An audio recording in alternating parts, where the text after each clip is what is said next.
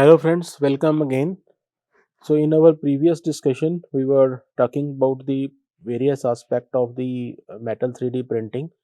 Like our previous weeks, we have explored the polymer, gel, and metal printer. We talked about some of the process parameters that can be controlled for optimizing the performance. Specifically, we are interested in the mechanical properties.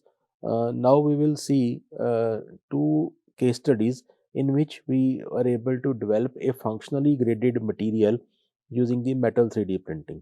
So this is the first case study for controlling the mechanical properties.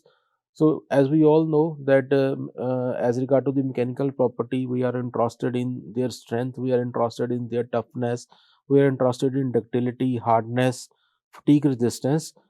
Sometimes my metal may not have these type of properties.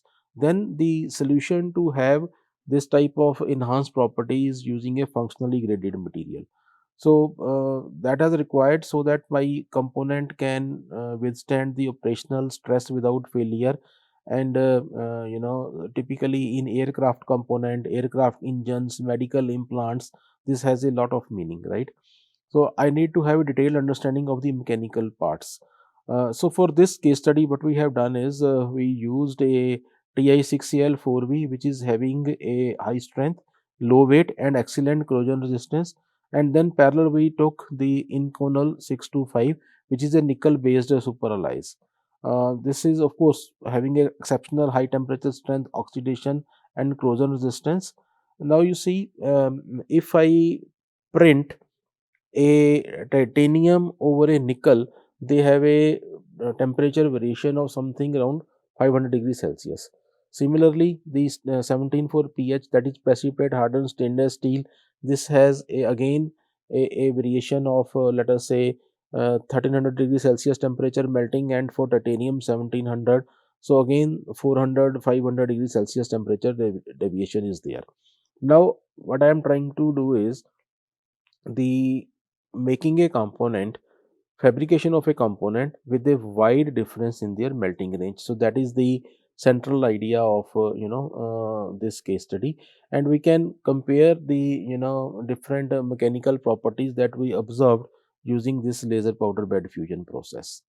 So like in our previous discussion, we talked about the concept of energy density, which was based upon the laser power, scanning speed, hatch distance, layer thickness. And based upon that, what we did is we basically prepared a tensile coupon in which the auxetic structure that was used as a octet.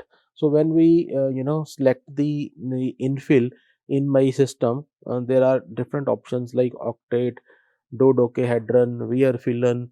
There are n number of options. So a lot of people are working on different type of the infill patterns which can help me in the hexatic structure. Now the simple idea is, like, suppose I have a base of stainless steel and the top layer is titanium. Now if I just focus a laser, or I increase the energy density in such a way that the melting temperature of around 1700 degrees Celsius should be there, then what will happen? There will be overburning of the metal which is in the base, and the joint formation will be compromised.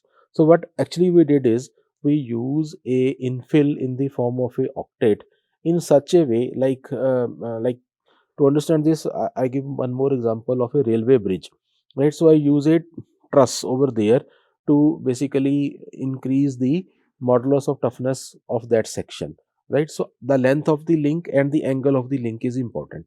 Now what I will do is, for fabrication of this type of component, the number of nodes or the attachment at the titanium sides were made more, right? And on the lower side, just like a triangle, there is a single node. So because of that, there will be less heat accumulation at the metal case which is having a low melting temperature. So you can see over here the tensile coupon were prepared with the nickel and stainless steel. So in one case it was with a solid specimen, and in one case it was with a infill, that is octet infill that has been done. So you can see if I just compare the microstructure, This is the case with 174 pH stainless steel bottom layer, nickel as the top layer, and the infill that was used was of again 174 pH stainless steel in the form of the octet. Basically, what I am interested is controlling the number of nodes and putting more number of nodes at the position where the melting temperature is more. If I just compare 174 pH and nickel alloys, the temperature difference is less than 50 to 80 degrees Celsius, right? So there is no big problem. But once this same problem will be explored for the titanium clays, where the melting temperature difference is around 500, then the joint will not be proper. So for in that cases, the number of nodes on the titanium side I have to increase more. So that is the central idea of exploring basically this particular part. Now this is the another application or the example just I am trying to explore is the development of the waveguides, rectangular waveguides for the 3D printed parts using being used for the 6G technology. In a year or so in our country, the 6G will be launched. Now, for that, I need a waveguide for which the inner surface must have a nano level finish. So, what we did is we use a laser powder bed fusion process uh, with a material 174 precipitate hardened stainless steel, and we manufactured the rectangular waveguide, and the size is very small, 1 mm by 0.3 mm. Basically, I am interested in high precision component by this process. So we use some of the parameter like laser power working at 120 watt, scanning speed 1200 mm per second, hatch distance 50 micron, layer thickness 30, and for the actual application is in the resonant frequency in the terahertz range, right? So the idea is to have the output in the form of very controlled dimensional deviation. So what we observed was the RA was coming as 0.43 to 0.52 micron, whereas my requirement is in nano. So that is the next stage that I have to work for the improvement of the process, and the deviation was coming as plus minus on plus side 0.01 and on minus side 0.03 mm. And finally we try to develop their surface characteristics in terms of RA value, in terms of amplitude distribution function, in terms of bearing ratio curve, and in case of the peak count. So what is the step again? First is the sieve shaking. As we have seen for the metal 3D printing part, we try to prepare the 174 pH stainless steel. Then we have a CAD file. Then part fabrication using the LPBF. Then once the component is ready, cutting on the wire cut, EDM wire cut, then the characterization. Now this is the actual part that we are interested. This is the rectangular section, and actually I am interested in this zone, that is 1 by 0.3. So from here some signal in the terahertz frequency range has to go, right? So we fabricated this component on a laser powder bed fusion, specifically the direct metal laser sintering with a 30 micron size 174 ps stainless steel powder.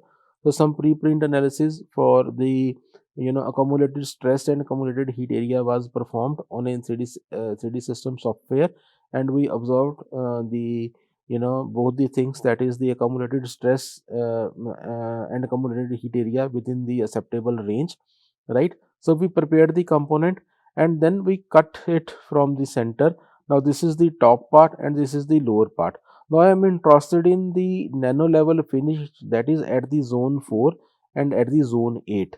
That is actually the requirement, which right now I am getting it in the range of the microns, but I need it in the range of nano if I want to use it as a waveguide application. That is the main target of working on these type of the machines. Now if you carefully see, this is the side wall, and we can see that there is not a smooth surface that I am getting, and this is the base, and because of this variation I have a waviness on my surface. So these 1 2 3 4 are as per the part that has been written in this. So all these sections like 1 2 3 4 are mentioned in the same region.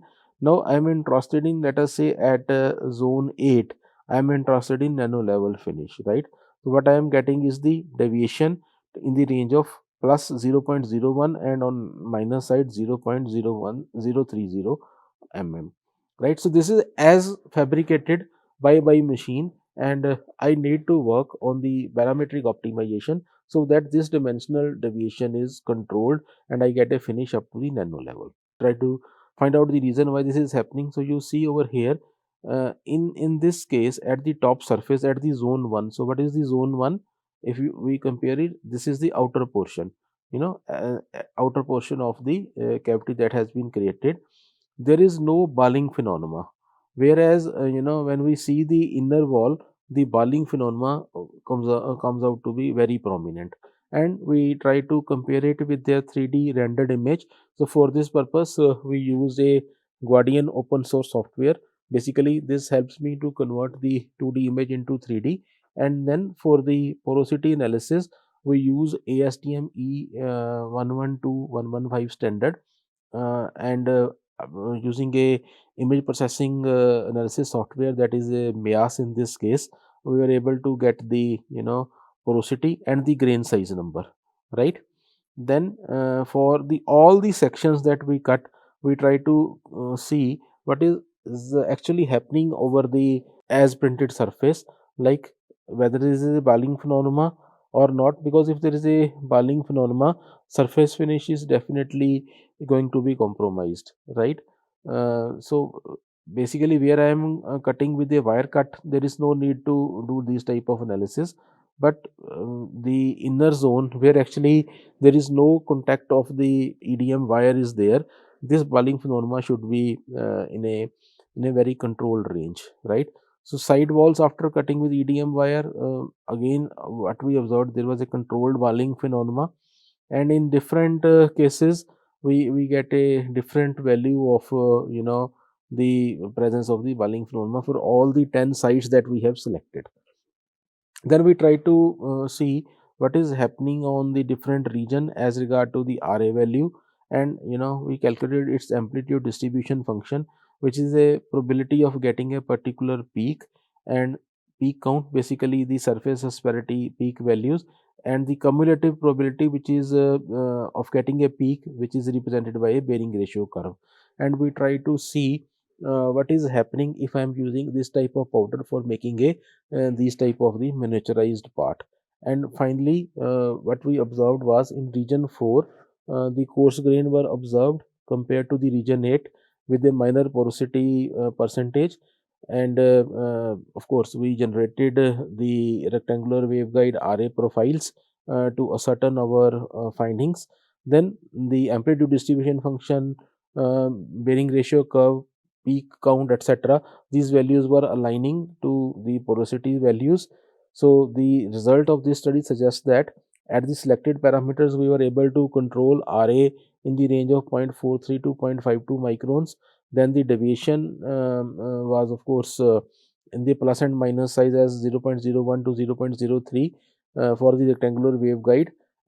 Of course, we can control the bulling phenomena because it is depending upon the cooling rate, and the other surface characteristics were also within the range.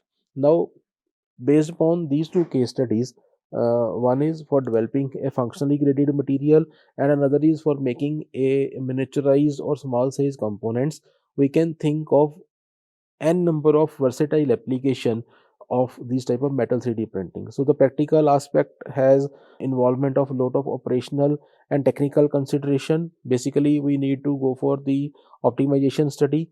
The key aspect for this setup involves its machine calibration, then laser alignment, then consistent powder layer deposition.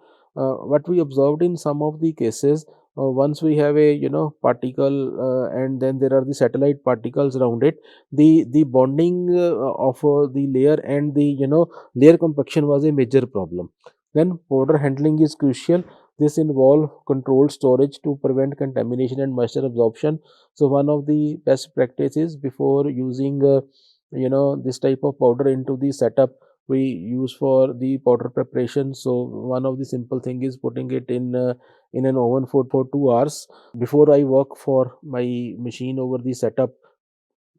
So just to in a 1 to 2 hour pre-processing, that helps my case. Then process parametric optimization, like using the laser power, scanning speed, layer thickness, etc. This solves my purpose. Then post processing, of course, if there are some residual stress, we can go for post processing. This help me in again controlling the part quality, and of course the safety measures are important. The applications are in defense, dental, medical, automotive, tooling, lot of application in the energy industry also. So I hope that these informations were useful, and we can use this as per my customized need, and developing a really innovative product with lot of versatile application. Thank you very much. Now in my next discussion, in next week, we will talk about the actual fabrication of the sensor, the methodology for developing a sensor and using it for versatile application. Thank you once again.